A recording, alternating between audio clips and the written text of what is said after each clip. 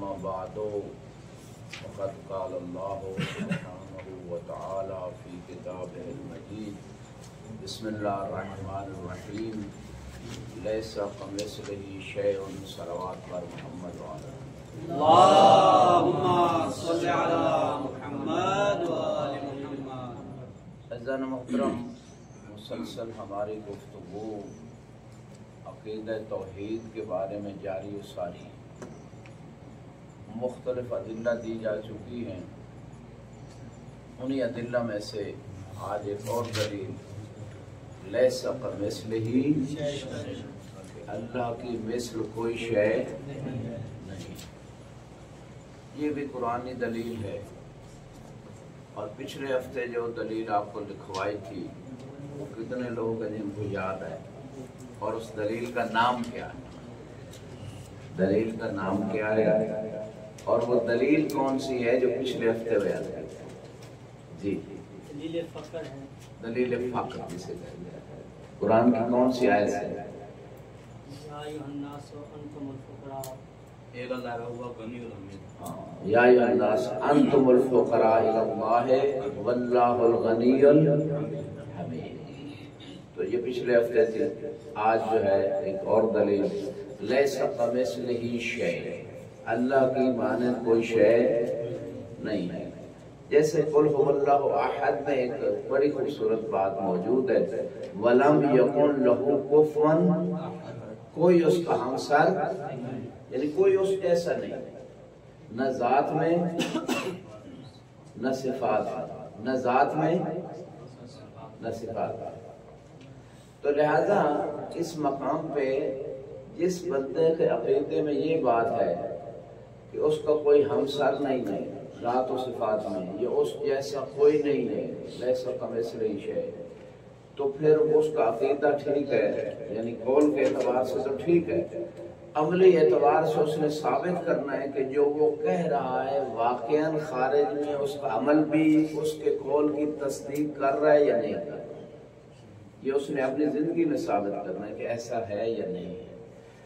تو خدا کی تشریح قرار دینا، خدا کا مثل قرار دینا اور خدا کا جسم قرار دینا، جب مثل قرار دے گا تو جسم قرار دے گا، خدا کی شبیہ قرار دے گا تو تمن کوئی سی مخلوق سے تشبیہ دے گا، تو ایسا بندہ موحد نہیں ہے بلکہ مشرک ہے۔ اور ایسے لوگوں کے بارے میں آیات و روایات بھی شدت سے بات کر رہی ہیں، اور ایسے لوگوں کا عقیدہ جو ہے وہ زبان سے کہتے رہے ہم موحد ہیں، لیکن جو یہ کہتے ہیں کہ نعوذ باللہ ان کی کتابوں میں ہے کہ اللہ کرسی پہ بیٹھے گا روز قیامت، اور جو اس کا مطلب ہے خدا کا جسم ہے، تو جسم ہے تو وہ جسم محدود ہوتا ہے، جو محدود ہوتا ہے وہ خدا ہوتا ہے یا غیر خدا ہوتا ہے؟ مخلوق ہوتا ہے، محدود مخلوق ہے، اور اللہ لامحدود ہے، جیسے خطبہ نہج البلاغہ میں من اشار الیہ فقط حدہ، جس نے اللہ کی طرف اشارہ کیا، یعنی جس میں تو اشارہ ہو سکتا ہے، اس نے اللہ کی حد بندی کر دی، من حدہ فقد عدہ، جس نے اللہ کی حد بندی کر دی اس نے شمار ہونے والی چیزوں میں اللہ کا شمار کر دیا۔ تو یہاں پہ جو بات ہو رہی ہے کہ خدا کا جسم، خدا کی تشبیہ کوئی شبیہ، خدا کی کوئی مثال مثل قرار دینا، یہ سب مثل قرار دینا، یہ ساری چیزیں جو ہے نا یہ عقیدہ وحدانیت کے خلاف ہے۔ یہ بعض لوگوں نے کہا خدا کرسی پہ بیٹھے گا، یہ عقیدہ توحید کے خلاف ہے۔ بعض لوگوں نے کہا خدا روز قیامت نظر آئے گا، یہ بھی عقیدہ توحید کے خلاف ہے۔ پہلی تو بات موسیٰ علیہ السلام کی قوم نے کیا کہا تھا؟ ہم اللہ پہ ایمان نہیں لائیں گے حتیٰ نر اللہ اپنی آنکھوں سے دیکھنا جہرتاً، کہ ہم اللہ کو جب تک دیکھ نہ لیں ہم ایمان نہیں لائیں گے۔ تو اللہ سے طلب موسیٰ علیہ السلام نے قوم کی طلب، خود تو جانتے تھے اللہ نہیں دیکھا جا سکتا، کیونکہ جو دیکھا جاتا ہے وہ ایک سمت میں ہوتا ہے، اس کا جسم ہوتا ہے، وہ محدود ہوتا ہے، اور خدا غیر محدود ہے۔ تو لہذا موسیٰ علیہ السلام نے قوم کی طلب، ان میں 70 بندے چوائس کیے اور ان کو لے گئے۔ اللہ نے کہا اس نور کی تجلی کو اگر برداشت کر گئے تو پھر مجھے بھی دیکھ لیں، یعنی ان کو سمجھانا تھا خدا کی تجلی نورانیت جو خدا کا نور ہے، اس نور کی جو تجلی ہے اس کو آپ برداشت نہیں کر سکتے، خدا کو کیسے دیکھ سکتے ہو؟ تو خدا نے قرآن میں کیا کہا؟ لن ترانی، ہاں آپ کبھی بھی، کتاب موسیٰ سے تھا، پیغام امت کو تھا، تو یہ قرآن کی آیت بھی ہرگز نہیں دیکھ سکتے۔ اور عقلی دلیلیں بھی ہیں کہ جو دیکھا جاتا ہے وہ محدود ہوتا ہے۔ اور پھر اس سے خطرناک باتیں انہوں نے اپنی کتاب میں لکھ دی جو عقیدہ توحید کے خلاف ہیں، حالانکہ توحید کے بڑے دعوے دار بنتے ہیں، کہتے ہیں ہم واحد ہیں باقی تو سارے مشرک ہیں، فتوے بیٹھ کے دیتے ہیں، اور وہ کہتے ہیں جی نعوذ باللہ جہنم جب جو ہے نا لوگوں سے اور پتھروں سے پر ہو جائے گی پھر بھی کہے گی حال میں مزید ہے، کوئی مزید میرے اندر ایندھن وغیرہ، میں تو ابھی پر نہیں ہوئی۔ تو نعوذ باللہ نقل کفر نباشا، انہوں نے لکھ دیا کہ اللہ نعوذ باللہ جو ان کا اللہ ہے، ہمارا اللہ تو ایسا نہیں جس کا جسم و ٹانگ ہو، اللہ اپنی ٹانگ داخل، ان کا اللہ ٹانگ داخل کرے گا تو جہنم کیا کہے گی؟ قط، اب میں پر ہو گئی۔ نعوذ باللہ جن کا اللہ اس کی ٹانگ جہنم جا رہی، جو اپنی ٹانگ جہنم سے نہیں بچا سکتا وہ دوسروں کو جہنم سے کیا بچائے گا؟ اور فرما رہے تو یہ جسمانیت والا اللہ، محدود اللہ، یہ ان کا اللہ ہے جنہوں نے اپنے آپ کو موحد کا دائمن شور مچایا ہوا ہے، ہم موحد ہیں، ہم موحد ہیں۔ تو اگر توحید سیکھنی ہے تو اہل بیت کے دروازے پہ آنا ہے۔ اہل بیت نے جیسی توحید سکھائی ہے ویسی کوئی اور سکھا ہی نہیں سکتا۔ پہلا خطبہ توحید کے بارے میں مولا علی کا نہج البلاغہ میں۔ تو یہ مختصر سی باتیں، لیس کمثلہ شیء، یہ ہمارا فوکس اس دلیل پہ آج ہوگا کہ اللہ کی مثل کوئی نہیں ہے۔ یہ میں نے تھوڑی سی وضاحت چند مثالیں دے کے کہ جو خدا کا مثل مانتے ہیں، شبیہ مانتے ہیں، جسم مانتے ہیں، وہ ان کے عقیدے کیسے ہیں کتابوں میں درج ہیں، اور وہ کہ واحد زبانی ہیں، عملی واقعا واحد نہیں ہے۔ یہ ایک چھوٹی سی بات مثل کے حوالے سے۔ اب ایک اور سوال ہے، مثل اور مثل میں فرق کیا ہے؟ کیونکہ بعض جگہ قرآن میں مثل آیا ہے، بعض جگہ مثل آیا ہے۔ لیس کمثلہ شیء، یہ تو واضح ہے کہ اللہ کی مثل کوئی نہیں۔ بعض جگہوں پہ قرآن میں آیا ہے وَلِلَّهِ الْمَثَلُ الْأَعْلَى وَهُوَ الْعَزِيزُ الْحَكِيمُ، یہ سورہ نحل میں بسم اللہ کے بعد 60 نمبر آیت ہے، اور سورہ روم میں بسم اللہ کے بعد 27 نمبر آیت میں ارشاد رب العزت ہوتا ہے وَلَهُ الْمَثَلُ الْأَعْلَى فِي السَّمَاوَاتِ وَالْأَرْضِ، اللہ کی کوئی مثل اعلیٰ ہے جو آسمانوں میں ہے اور زمین میں ہے، وَهُوَ الْعَزِيزُ الْحَكِيمُ۔ ایک آیت میں اللہ للہ، ایک میں وَلَهُ مثل اعلیٰ، اللہ کہہ رہا ہے میری مثل ہے، مثل نہیں ہے۔ اب ایک دو آیتوں کی جمع بندی کے بعد جو سوال دوبارہ آپ کی خدمت میں پیش کروں، اوپر جو زائد لائٹیں ہیں وہ آف کر دیں، پھر یہ ٹھیک چلے گا۔ ایک درود پڑھنے پر محمد وعلیہ جو ناشتہ کر کے ہیں وہ تو صحیح درود پڑھیں۔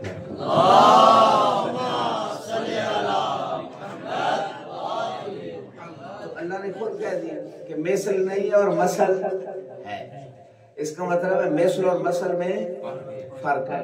تو آپ سے سوال یہ ہے کہ مثل اور مثل میں کیا فرق ہے؟ یہ بہت مہم ہے قرآن کی آیتوں کو سمجھنے کے لیے۔ اچھا چلو آپ اگلے ہفتے تک سوچیں اس پہ، میں کچھ مثالیں دیتا ہوں مثل اور مثل میں فرق سمجھانے کے لیے۔ اگرچہ تفسیر رازی میں اس نے مثل کہا ماہیت میں ہوتا ہے یعنی ذات میں، اور مثل جو ہوتا ہے نا وہ صفات میں ہوتا ہے کسی صفت کے اعتبار سے، اس کی کچھ یہ اس نے بات کی لغوی اعتبار سے۔ میں کچھ مثالیں جو احادیث میں آئی ہیں، علی مثل الکعبہ، علی مثل الکعبہ المستورہ النظر الیہا عبادت والحج الیہا فریضۃ، علی چھپے ہوئے کعبے کی مانند ہے جس کی طرف نگاہ کرنا عبادت ہے اور قصد کرنا فریضہ ہے۔ اب علی کو مثل کعبہ نہیں کہا، علی مثل الکعبہ، علی مثل کعبہ۔ اچھا اب تھوڑی دیر اس پہ غور کریں، اگر مثل کعبہ کہا جاتا تو کعبہ کی ذات بنی ہے پتھروں سے، یعنی علی کو پتھروں سے تشبیہ دی جا رہی ہے، یہ مراد نہیں۔ مثل کعبہ اچھا اب مسل کہا تو اس کا مطلب ہے کعبے کی کچھ صفتیں ہیں وہ علی میں بھی ہیں۔ کون سی صفتیں ہیں؟ النظر الیہ عبادت، کعبے کو دیکھنا بھی عبادت، علی کو دیکھنا بھی عبادت۔ یہ صفت میں تشبیہ دی جا رہی ہے، جیسے زید کالاسد، زید کو یہ نہیں کہا رہا کہ یہ درندہ ہے، یہ گوشت کھاتا ہے مثلا چیر پھاڑ کے جنگلوں میں رہتا ہے، اس کا جسم جیسے وہ 4 ٹانگوں میں چلتا ہے، یہ ذات میں نہیں تشبیہ دی جا رہی۔ زید کالاسد یہاں تشبیہ دی جا رہی صفت میں، جیسے اسد شجاع ہے زید بھی شجاع، یہاں بھی ایسی صفت میں مثل یا تشبیہ دی جا رہی ہے۔ علی مثل الکعبہ النظر الیہ عبادہ، بہت ساری روایات میں النظر الی علی ابن ابی طالب، بعد میں النظر الی وجہ علی ابن ابی طالب عبادہ، تو یہ تشبیہ صفت میں۔ اور والقصد الیہ فریضہ، اور کعبے کی طرف جانا بھی فرض ہے، علی کے پاس آنا بھی فرض ہے، دین سیکھنے کے لیے، علم لینے کے لیے۔ انا مدینۃ العلم وعلی بابها، من اراد العلم فلیأت الباب، کہ میں علم کا شہر ہوں، علی اس کا دروازہ، جس کو بھی علم چاہیے وہ علی کے پاس آئے، چونکہ علی دروازہ علم، مدینۃ النبی، نبی جو علم کے شہر ہے اس کے دروازے کا نام علی ہے۔ تو یہاں قصد یعنی علی کے پاس آنا، علم کے لیے، حکمت کے لیے علی کے پاس آنا فرض ہے، علی سے علم لینا، اولاد علی سے علم لینا فرض ہے۔ یہ ایک تشبیہ ہو گئی۔ جناب سیدہ کے پاس ان کی ذات پہ درود پڑھے بارے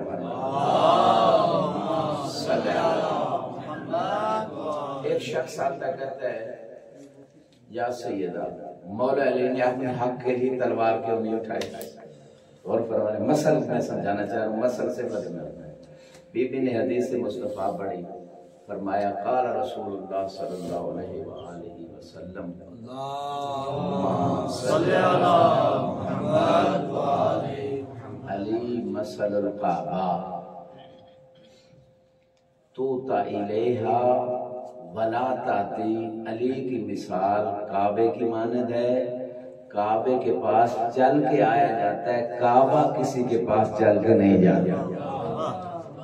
اللہ کے رسول نے مولا علی سے فرمایا تھا کہ آپ کعبے کی مانند ہیں، کعبے کو جانے کی ضرورت نہیں ہے لوگوں کے پاس، لوگوں کو چاہیے کہ علی کے پاس آئیں۔ اور یہاں ایک بات حدیث میں یہ بھی جملہ ہے، مولا علی سے خود اللہ کے رسول نے فرمایا تھا یا علی آپ کعبے کی مانند ہیں، اگر لوگ آپ کا حق دینے کے لیے آپ کے پاس آ جائیں تو لے لینا، ورنہ خاموش رہنا، لوگوں کے پاس حق لینے کے لیے نہ جائیں۔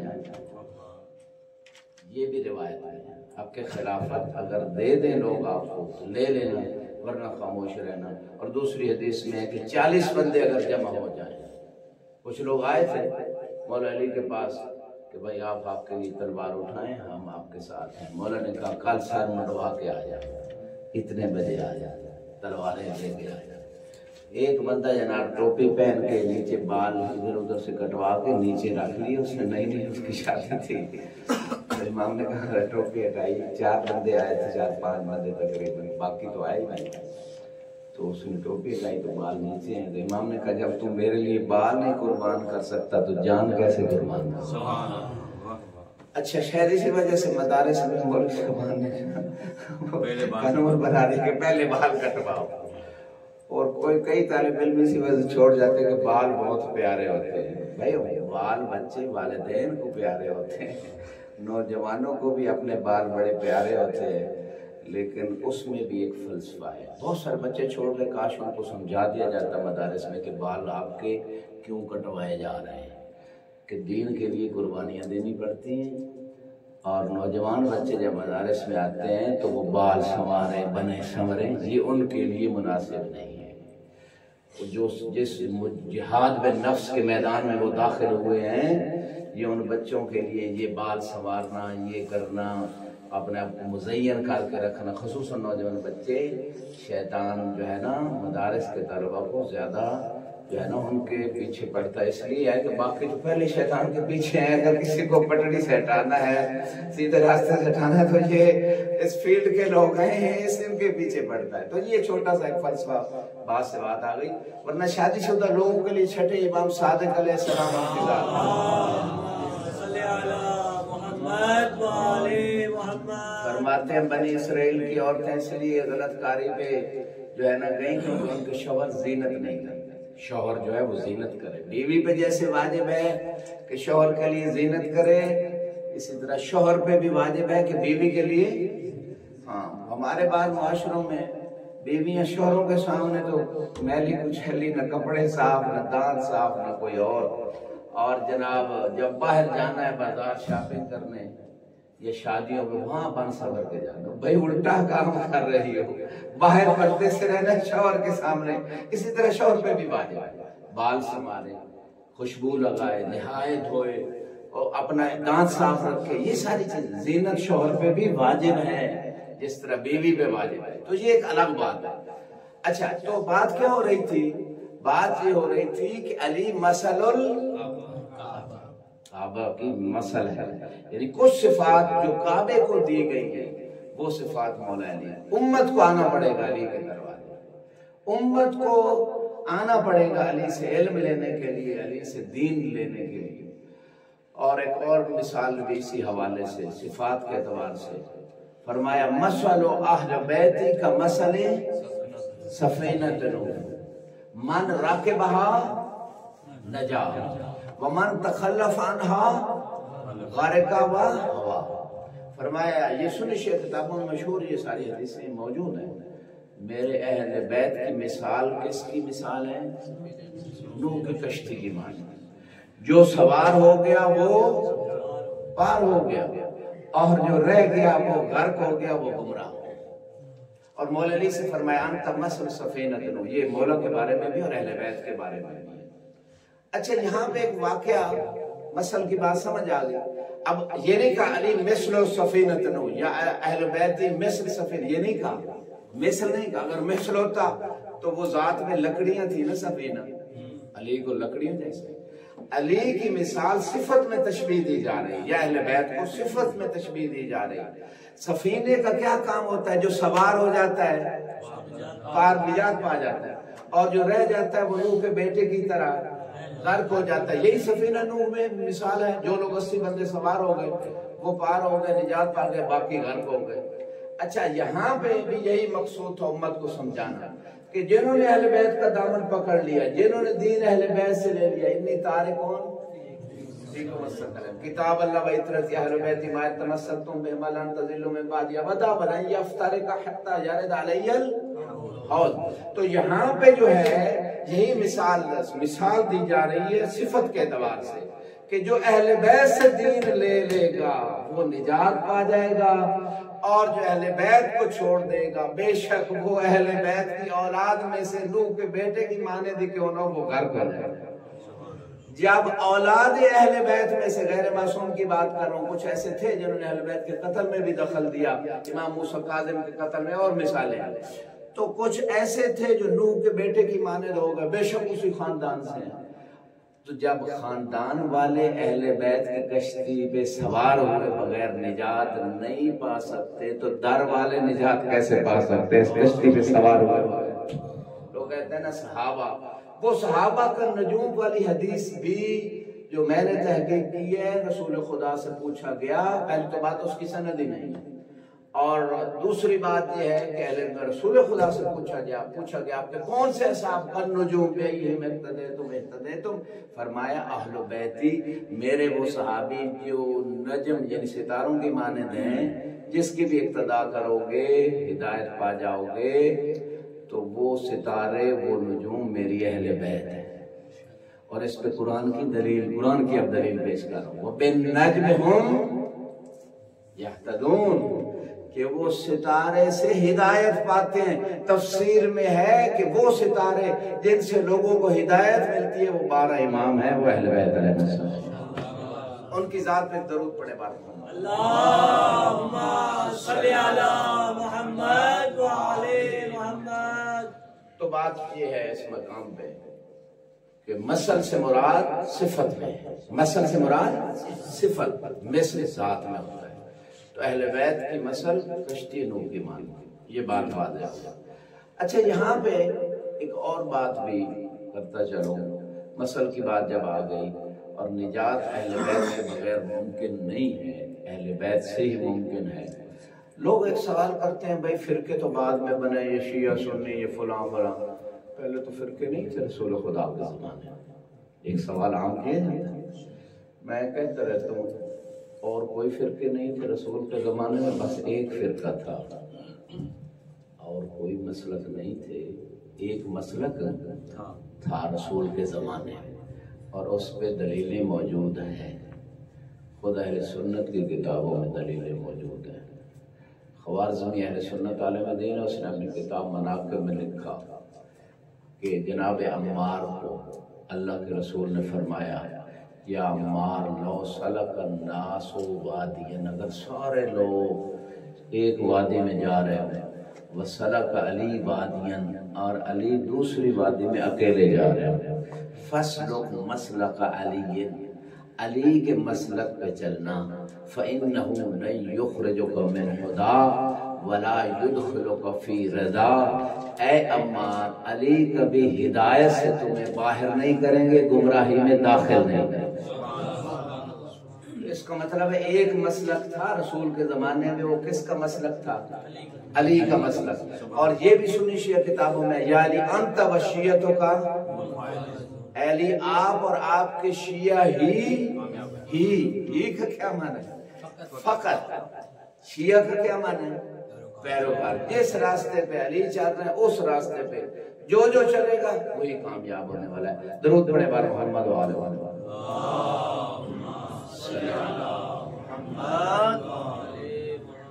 تو یہ بات تھی مثل اور مثل میں فرق ہے، لیسا کا مثل ہی، اور اللہ خود قرآن میں نحل میں اور سورہ روم میں فرما رہا ہے وَلِلَّهِ الْمَثَلُ الْأَعْلَى وَهُوَ الْعَزِيزُ الْحَكِيمُ، اور دوسری سورہ روم میں وَلَهُ الْمَثَلُ الْأَعْلَى فِي السَّمَاوَاتِ وَالْأَرْضِ وَهُوَ الْعَزِيزُ الْحَكِيمُ۔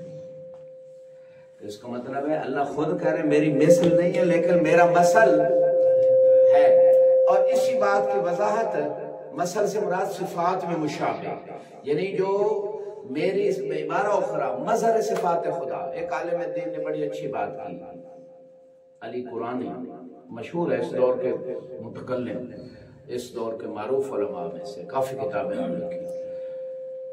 انہوں نے اپنی کتاب میں الحق المبین فی فضل المعصومین، اس طرح کتاب کا نام ہے، اس میں لکھتے ہیں غیر 169 نمبر صفحے پہ کہ انہوں نے لکھا کہ صفات میں مثل جو اللہ نے کہا ہے، چونکہ اللہ نظر نہیں آتا، چونکہ اللہ نظر نہیں آتا تو اللہ کو کیسے پہچانا؟ تو اللہ نے اپنی پہچان کروانے کے لیے کچھ ہستیاں خلق کی ہیں کہ جب ان کو دیکھ لو تو اللہ کی صفات کا پتہ چل جائے گا، اللہ کی قدرت، اللہ کا علم، اللہ کا وجود۔ قرآن میں بھی ہے نا سَنُرِيهِمْ آیاتنا فی الآفاق وفی انفسہم حتی یتبین لہم انہ الحق، کہ ہم ان قریب دکھائیں گے اپنی نشانی، یعنی نشانی جو ہوتی ہے وہ کسی کے لیے نشانی ہوتی ہے، مطلب فلاں کی نشانی ہے، ٹھیک ہے، وہ اس کی ذات کے وجود پہ یا اس کے صفات و آثار پہ دلالت کرتی ہے۔ البئر تدل علی البعیر، یا اور مثالیں ہیں، یعنی بعیر جو اونٹ ہے اس کے جو قدم ہیں وہ اس کے آثار ہیں، نشانی ہے کہ جہاں سے اونٹ گزر کے گئے، اونٹ کے وجود پہ۔ تو یہ مخلوق خدا کے وجود پہ، خدا کی قدرت پہ، خدا کے علم پہ دلالت کرتی ہے۔ ہر مخلوق آیت اللہ ہے، ہر مخلوق، قرآن کہہ رہے ہیں سنوریم آیاتنا، اپنی نشانی فی الآفاق، اس کائنات میں، وفی انفسہم، ان کی ذات میں اپنی نشانیاں دکھائیں گے۔ تو ہر مخلوق لغتاً آیت اللہ ہے۔ کچھ لوگ کہتے ہیں جی آیت اللہ غیر معصوم کو کیوں کہہ رہے ہو؟ بھائی قرآن میں خود اللہ ہر مخلوق خدا کے علم پہ دلالت کر رہی نشانی ہے، خدا کی قدرت کی نشانی ہے، خدا کے وجود کی نشانی ہے، خدا کے خالق ہونے پہ نشانی و علامت ہے، واضح ہے۔ تو یہ آیت اللہ کہنا لغتاً ہر مخلوق کو آپ کہہ سکتے ہیں۔ کوئی چھوٹی آیت ہے، کوئی بڑی آیت ہے، البتہ مولا علی کہتے ہیں انا آیت اللہ الکبریٰ، اللہ کی سب سے بڑی آیت میں علی ہے۔ میں لے آیا۔ وَلَقَدْ رَآ مِنْ آیَاتِ رَبِّهِ قرآن میں وَلَقَدْ رَآ جب معراج میں آپ تشریف لے گئے وَلَقَدْ رَآ مِنْ آیَاتِ رَبِّهِ الْكُبْرَى، رسول خدا جب معراج میں تشریف لے گئے تو اللہ کی سب سے بڑی نشانی کو دیکھا۔ اب مجھے بتائیں حوریں بڑی نشانی ہے یا علی بڑی نشانی ہے؟ جنت کی نہریں بڑی نہیں، وہ بھی مخلوق ہیں، وہ بڑی نشانی ہے، پھل بڑی نشانی ہے، محلات بڑی نشانی ہے یا علی بڑی نشانی ہے؟ اس لیے اہل سنت کتب میں بھی موجود ہے، حالانکہ دنیا میں بھی علی کو دیکھتے تھے، لیکن وہ کعبہ قوسین و ادنیٰ کے مقام پہ وہ جو قرب معنوی تھا، وہ جو خدا پھر دیکھنا چاہتا تھا اپنے ان خاص بندوں کو، کہ جب وہ پہلے بھی عرش پہ خدا کی تسبیح و تقدیس کرتے تھے، پوری توجہ سے سنیے گا، اور جب خدا نے چاہا کہ دوبارہ ان کو دیکھوں اور اپنے حبیب کو ایسے نشانی دکھاؤں، اہل سنت مصادر نے بھی لکھا، ہمارے علماء نے بھی لکھا، قرآن بھی کہہ رہے ہیں وَلَقَدْ رَآ مِنْ آیَاتِ رَبِّهِ الْكُبْرَى، کہ اللہ کے رسول نے کوئی بڑی نشانی دیکھی، حالانکہ حوریں جنت یہ سر پر دیکھ چکے تھے، یہ بھی آیت اللہ تھی، یہ بھی اللہ کی نشانیاں تھی، لیکن جو بڑی نشانی ہے جب اللہ نے کہا اے میرے حبیب زمین پہ اپنا خلیفہ کس کو بنا کے آئے ہو، عرض کی اللہ کو پتہ تو تھا لیکن اللہ کے رسول سے سننا چاہتے تھے، عرض کی پروردگار علی کو بنا کے آیا ہوں، اللہ نے فرمایا علی کو ابھی دیکھنا چاہتے ہو؟ اللہ کے رسول نے کہا یا الہی اگر دکھا دے تو تیری مرضی، فرمایا فَالْتَفَتْ إِلَىٰ يَمِينِكَ، ذرا اپنے دائیں تو دیکھیے، کعبہ قوسین کے مقام پہ کھڑے ہیں جہاں جبریل بھی نہیں جا سکے، تو جب دائیں دیکھا تو علی ابن ابی طالب آیا۔ یہ ہے وَلَقَدْ رَآ مِنْ آیَاتِ رَبِّهِ الْكُبْرَى، کہ اللہ کے رسول نے اللہ کی سب سے بڑی نشانی، علی سے بڑی کوئی نشانی کائنات میں نہیں ہے رسول خدا کے بعد، جو اللہ کے کمالات پہ دلالت کر رہی ہے۔ مظہر صفات پروردگار، مظہر ہوتا ہے وہ جگہ جہاں خدا کی صفتیں ظاہر ہو رہی ہیں، ہر مخلوق میں، اس دانے میں بھی خدا کی صفتیں، کہ دانے کو پودا بنا دیا خدا کی قدرت و علم، تو یہ دانہ بھی مظہر صفات خدا ہے، لیکن علی اتم و اکمل مظہر، سب اہل بیت سب معصومین، لیکن علی جو ہیں رسول خدا کے بعد اکمل و اتم مظہر صفات خدا، علم خدا علی میں ظاہر ہو رہا ہے، قدرت خدا علی کی ذات میں ظاہر ہو رہی ہے۔ تو اس کا مطلب یہ ہے کہ یہ معنی ہے مثل کا صفات میں، کہ اللہ نے اپنی کچھ مثالیں بنائی ہیں تاکہ دنیا کو پتہ تو چلے کہ جس اللہ نے اپنے نمائندے بھیجے ہیں اس کی صفات کیسے، ورنہ خدا کی معرفت ہی نہیں ہوگی۔ اگر یہ ہستیاں نہ ہوتی تو خدا کی معرفت ہوتی۔ معصوم فرماتے ہیں بنا یعرف اللہ و بنا عبد اللہ، اللہ کی بندگی بھی ہمارے واسطے سے ہوئی ہے، اللہ کی معرفت بھی ہمارے واسطے سے۔ تھک تو نہیں گئے؟ پھر ایک درود پڑھنا ہے،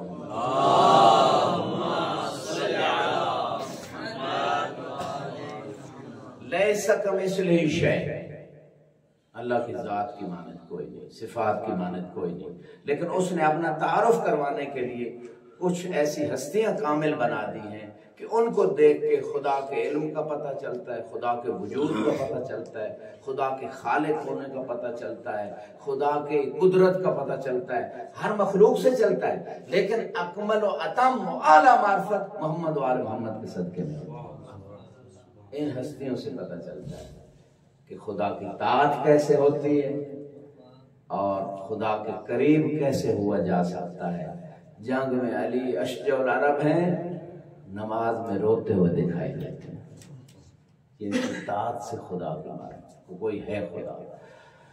تو یہاں پہ علامہ قرآنی علی قرآنی نے جو بات لکھی وہ میں آپ کی خدمت میں ان کی کتاب میں الحق المبین فی فضائل المعصومین، یہ کتاب کا نام ہے، اس میں وہ لکھتے ہیں کہ یہ جو للہ المثل الاعلیٰ کی بات ہو رہی ہے، علی اس کے سب سے ابرز و اعلیٰ مصداق ہے، رسول خدا کا، اللہ کی مثل، اللہ کی صفات کے مظہر، اللہ جیسے ان کو لفظ نمونہ بھی استعمال ہوا کہ نمونہ دکھائیں جی، مثلا کہتے ہیں نمونہ دکھائیں، نمونہ دیکھ کے ہم پتہ لگائیں گے، تو اللہ نے کچھ ایسے نمونے بھیجے ہیں اپنی صفات کے مظہر ہونے کے نمونے کہ ان کو دیکھ کے پتہ چلتا ہے اگر ان کو اللہ نے اتنی قدرت عطا کی ہے تو ان کی قدرت کتنی ہوگی، اگر ان کو اتنا علم اللہ نے عطا کیا کہ سلونی کا دعوے دار ہے تو خود اللہ کا علم کتنا ہو۔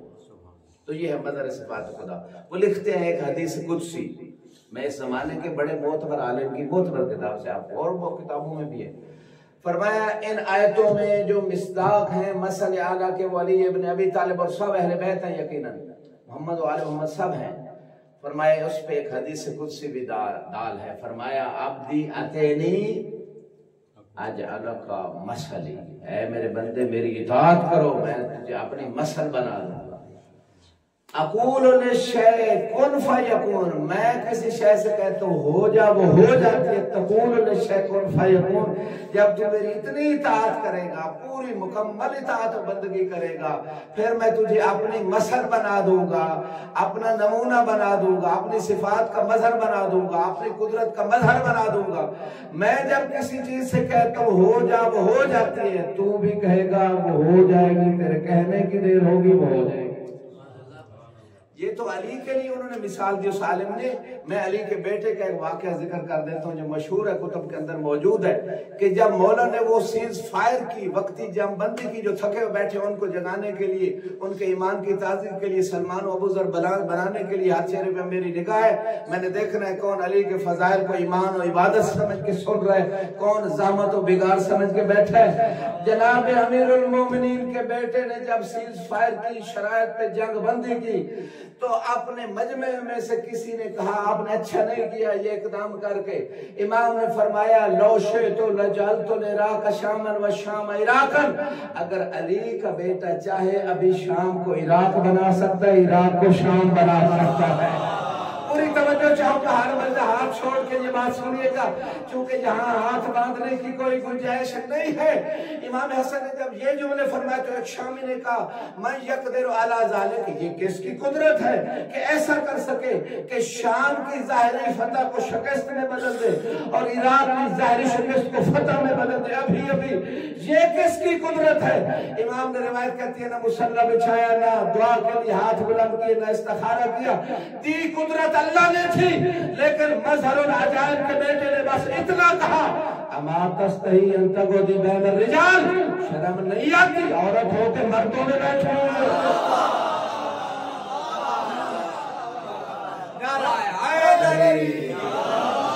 سلامت رہے، دونوں ہاتھ بلند کر کے غدیر کے ہاتھوں کی یاد میں، مصطفیٰ و مرتضیٰ کے ہاتھوں کی یاد میں، اپنی پوری ایمانی قوت سے فرشتوں سے گواہی لکھانے کے لیے علی کے جوار میں کہ ہم علی والے ہیں، علی کے منکر نہیں ہیں، مل کے نعرہ ہے علی۔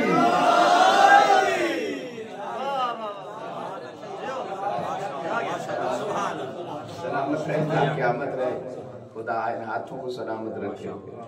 علماء حقہ کی عزت و سلامتی کے لیے بلند تر صلوات۔ اللہم صلی علی محمد۔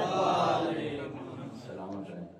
یہ ولایت تقوینیہ کہ اللہ نے ان کو طاقت عطا کی، ولایت تشریعیہ تو من کن تو مولا سے ثابت ہے، لیکن ولایت تقوینیہ کی ایک بات ہے علماء کے درمیان، ابھی ہمارا موضوع نہیں ہے، لیکن ایک بات آ گئی مثل سے، مثل اور مثل میں فرق نہیں، تو میں نے عرض کر دی، ورنہ کتنے انبیاء تھے، عیسیٰ علیہ السلام جو ہے نا وہ اندھوں کو، نابینوں کو بینا بنا دیتے تھے، مردوں کو زندہ بیزن اللہ، کون اللہ کی قدرت۔ کوئی بھی شیعہ، یہ عام شیعہ بھی میرے خیال میں یہ عقیدہ نہیں رکھتا کہ اللہ نے ان کو طاقت نہیں دی، خود کوئی مستقل ہے۔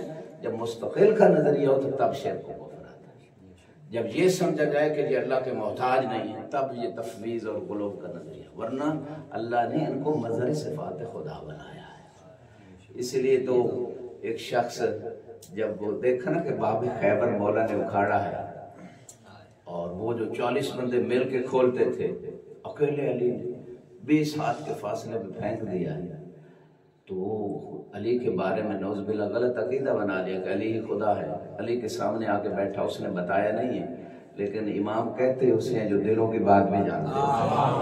اللہ علیم بذات الصدور، وہ اس کے ذاتی کمال ہے، اہل بیت کو اللہ نے دیا ہے، اور اسی وجہ سے فرمایا سورہ یاسین میں وَكُلَّ شَيْءٍ أَحْصَيْنَاهُ فِي إِمَامٍ، امام مبین میں ہر چیز کا علم ہے، سنی شیعہ کتابیں یہ کہہ رہی ہیں۔ اس تفسیر میں یعنی اس آیت کی تفسیر میں، تو سامنے آ کے بیٹھا مولا نے ایک خشک روٹی منگوائی، جو کی روٹی، گھٹنے کے نیچے رکھ کے بڑا زور لگا کے توڑ رہے ہیں۔ اس بندے کے عقیدے کی اصلاح ہو گئی کہ بھئی یہ اللہ نہیں ہے جو گھٹنے کے نیچے رکھ کے جو کی روٹی بڑی مشکل سے توڑ رہا ہے۔ تو مولا سے پھر سوال کیا، مولا اگر یہ حالت ہے تو وہ باب خیبر کیسے اکھاڑا تھا؟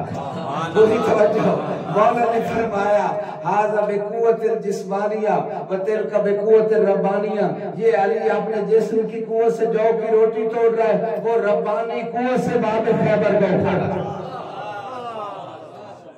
تو یہ ہے مظہر صفات خدا، قدرت کے مظہر۔ انبیاء کو اللہ نے کتنی ایسے کمالات دی، تصرفات فی الکائنات۔ جناب سلیمان نبی پرندوں پہ حکومت، جنوں پہ حکومت، ہواؤں پہ حکومت، ہوا میں پرواز کرتے تھے۔ تو یہ ایک پھر موضوع ہے، کسی دن اس پہ اگر ضرورت پڑی جب موقع آیا تو بات کریں گے۔ ابھی یہ بس اتنا، لیس کمثلہ شیء۔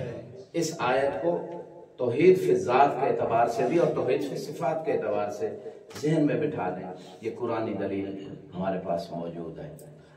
اور یہاں پہ ایک آخری بات اسی موضوع کے اعتبار سے، وہ قرآن میں ایک اور سورہ نور میں بھی آیت آئی ہے، اللہ نور السماوات والارض، اللہ آسمانوں اور زمین کا نور ہے، مثل نور ہی کا مشکات ہے۔ وہاں بھی اللہ نے کہا اللہ کے نور کی کوئی مثال ہے اور وہ مشکات جیسی ہے۔ قرآن کا ایک ظاہر ہے، وہ بھی حجت ہے۔ قرآن کا باطن ہے، معصوم فرماتا ہے قرآن کے 70 باطن ہیں اور 70 کے 70 ہم جانتے ہیں، وہ معصوم بتائیں گے۔ بس یہ آخری روایت اور التماس دعا۔ تو اس مقام پہ مثل نور، اللہ نے اپنے نور کی کوئی مثال دی ہے، مثل نور کا مشکات فیہا مصباح، اس مشکات میں مصباح ہے، والمصباح فیہا زجاجہ، اور مصباح جو ہے اس میں زجاجہ ہے۔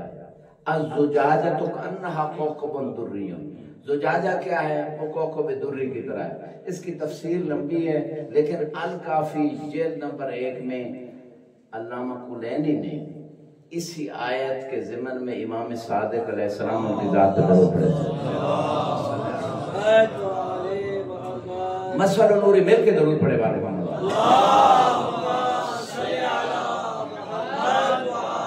چھٹے امام فرماتے ہیں اللہ نے جو اپنے نور کی مثال مشکات سے دی ہے، مشکات سے مراد میری دادی فاطمہ الزہرا ہے۔ فرمایا کہ مشکات فیہا مصباح، اس مشکات میں مصباح ہے، مصباح سے مراد امام حسن علیہ السلام ہے، اور وہ مصباح اس میں زجاجہ ہے، وہ شیشہ، اس سے مراد امام حسین علیہ السلام ہے۔ وَالزُّجَاجَةُ كَأَنَّهَا كَوْكَبٌ دُرِّ، اور وہ زجاجہ ایسے ہے جیسے کوکب دری ہوتا ہے۔ فرماتے ہیں کوکب دری سے مراد بھی میری دادی فاطمہ الزہرا سلام اللہ علیہ۔ اور اس کوکب دری کے حوالے سے مجھے ایک حدیث یاد آئی اور التماس دعا، جب بی بی نماز پڑھتی تھی تو مدینے میں بی بی کے نور کی نورانیت پھیل جاتی تھی، لوگ رسول خدا کے پاس آئے، صبح کے وقت ایک نور نکلتا تھا، ظہرین کی نماز کے وقت ایک نور نکلتا تھا، مغربین کے وقت ایک نور نکلتا تھا۔ تو وہ جو تینوں نور نکلتے تھے 3 نمازوں کے اوقات میں، مدینے کے گھروں دیواروں تک جاتے تھے، اور پھر رسول خدا کے پاس لوگ آتے، آپ فرماتے اپنی مستورات کو بھیجو میری بیٹی کے گھر۔ مدینے کی مستور آتی، دیکھتی بی بی محراب عبادت میں نماز پڑھ رہی ہوتی تھی اور نور نکل رہا ہوتا، اور فرمایا روایت میں مغرب کے وقت جو نور نکلتا تھا وہ ایسے ہی لگتا تھا جیسے بی بی کوکب دری نظر آ رہی۔ درود پڑھے بی بی کی ذات پہ محمد صلی اللہ محمد۔ پروردگار ہماری عبادات کو قبول فرما، ہمیں امام حسین علیہ السلام کی اور ہماری نسلوں کو بھی خدمت کی توفیق عطا فرما، جنہیں اس کی شر سے محفوظ فرما، تمام دنیا میں جہاں کئی شیعہ سنی مسلمان مظلوم ہیں ان کی مدد فرما، عالمی استقبالی طاقتوں کو ہدایت عطا فرما، اگر ہدایت کے اہل ان کو نصف و نابود فرما، جو مریضوں میں شفا کاملہ عطا فرما، جن لوگوں نے ہمارے ذمہ دعائیں لگ رہی ہیں ان کی حاجات کو پورا فرما، سب کے رزق حلال میں اضافہ فرما، طلاب کرام کو علم و عمل کی دولت سے مالا مال فرما، امام علیہ السلام کے ظہور میں تعجیل فرما، ہمارے امام کو ہم سے راضی فرما۔ ایک مرتبہ سورہ فاتحہ تمام مومنین مومنات کے لیے، حاضرین کے مرحومین کے لیے، خصوصاً موسیٰ امام العصر کے جتنے مومنین بانیان ہیں ان سب کی مرحومین کی روح کے صالح ثواب کے لیے سورہ فاتحہ مع الصلوات علی محمد و آل محمد۔